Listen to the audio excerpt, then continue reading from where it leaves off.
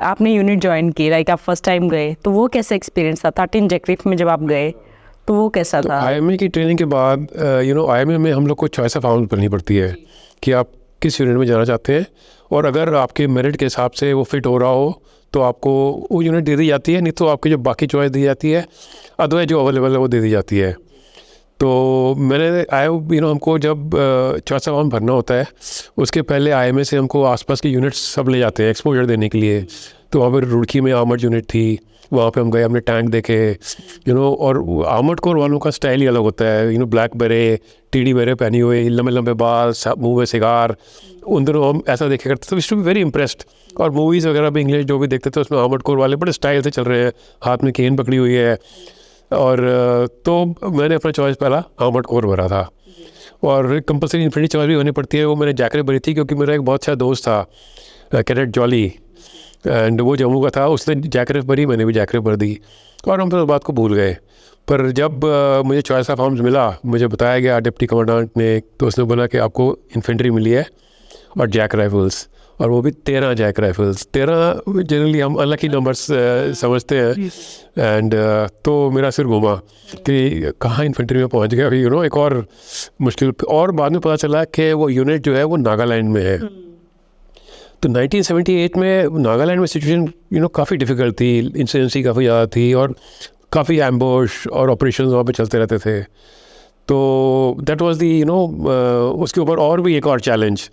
But anyway, हम लोग पहले सेंटर गए, 2 हफ्ते सेंटर में निकाले, वहाँ पे सब कैडेट्स जाते हैं, जो यंग ऑफिसर्स जाते हैं अपने अपने रेजिमेंटल सेंटर में।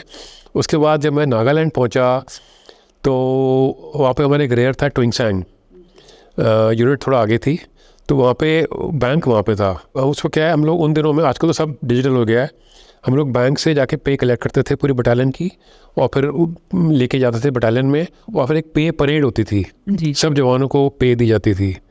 तो वहाँ पे कैप्टन थापा थे, रवि किरण थापा रेयर में, वो मेरे को बैंक ले गए, कहते आपने जाना है ऊपर पलटन में और आपने पे लेके जानी है पलटन की। और वो बैंक ले गया, एक ट्रंक निकाला और बैंक से पैसे लिए, और मैं पहली बार इतने पैसे देखे थे, उसने ऐसे गिननी शुरू की, 5 लाख, 10 लाख, 20 लाख, 50 लाख करके ताला लगाया, और मैं जेब में चाबी डाल दी, कहते ले जाओ, क्या संभाल के ले जाना, नहीं तो पूरी ज़िंदगी आप पैसे इसके पे करते रहोगे।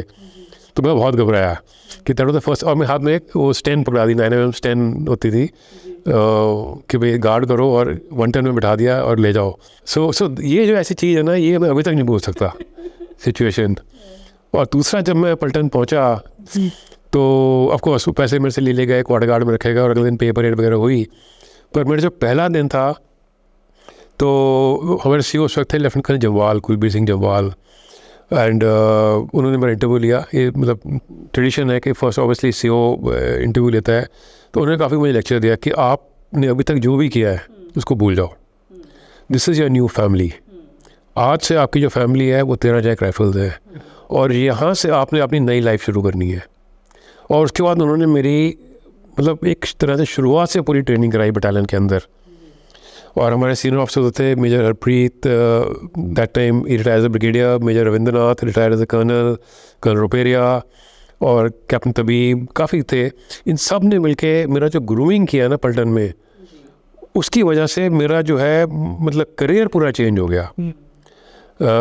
हमारा एक उम्मीदवार काडर होता है जो कि राइफलमैन से लाइसेंस के लिए 8 हफ्ते का काडर किया जाता है, ट्रेनिंग होती है, उनके बाद टेस्ट होता है, जो पास होते हैं उनको लास्ट रैंक बनाया जाता है।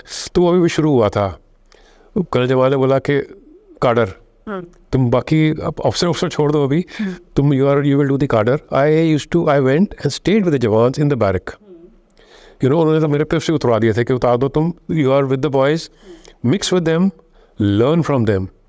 और जब आपका काडर ख़त्म होता है, जो ट्रेनिंग के अलावा आपको उनके नाम, उनकी फैमिली के बारे में, उनकी क्या प्रॉब्लम्स हैं, उनके साथ आप खाओगे लंगर में, इस तरह की मेरे को उन्होंने ट्रेनिंग कराई। और मेरा डेली मुकाबला होता था जवानों के साथ, वेपन ट्रेनिंग, ड्रिल, पीटी, और वो मतलब I have to prove my point कि मैं उनसे, उनके बेहतर नहीं तो कम से कम उसके बराबर तो हूँ, उनसे सीख सकता हूँ। तो उस ट्रेनिंग से मतलब मेरा जो करियर है वो totally took a different path, from a person who wanted to run away or leave the academy, National Defense Academy, to a person, in the grooming in the battalion, and to finally, retiring as the Northern Army Commander of the Indian Army is all because of that grooming in the battalion.